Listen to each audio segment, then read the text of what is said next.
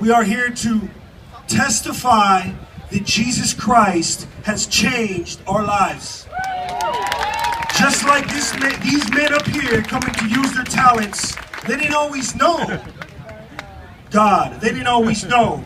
But see, the thing about God, you may be here and be like, you know what, I've heard about God.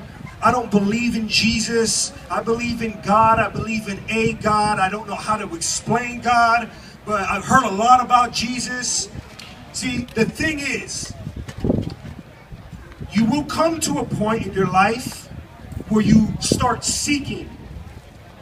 That may be now. Are you seeking for truth? Are you looking for something that's true in life rather than what you see can be this false conception of reality? Yes, it is reality. I have hands. I've got feet. This floor is hard. Those guys are good. That's called reality. But see, there's also, those are physical laws. There are spiritual laws fully intact. And the first law, which we are all under, is called the law of sin and death. You see, this world is, you see evilness. Evilness is a real thing. Satan is a real entity. The demons are real spiritual beings. Just because you can't see them doesn't mean they don't exist. Now, there came to a point in my life and every one of these people's lives where I was seeking, I was searching for things that are true and searching for the truth. I didn't always believe, just personally, I never believed in Jesus. I thought it was a fake, made-up fairy tale. I thought it was written in this book that had no relevance to my life. I sought God through what I believed God was, through meditation and higher power and spirituality, being a good person. But see, Jesus has an amazing promise.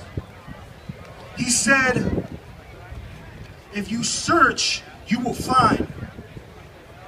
If you knock, he will answer.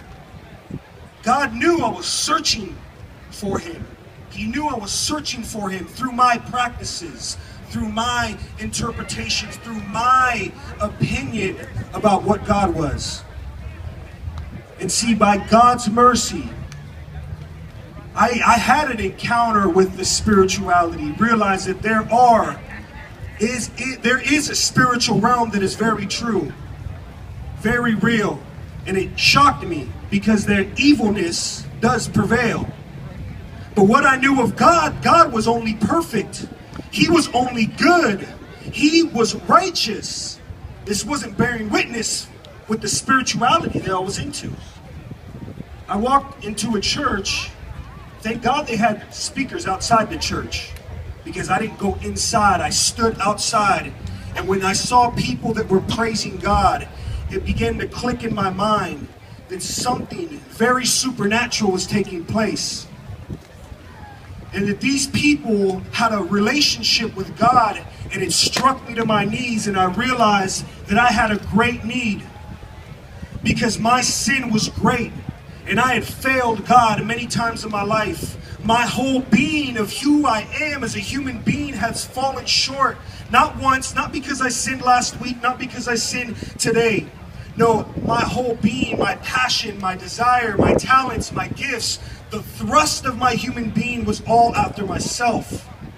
And I was in darkness. I wasn't in the light. And see, when I had that revelation, I realized that I needed it. My greatest sin was to give my life back to God. And see, I didn't know much of Jesus at that point.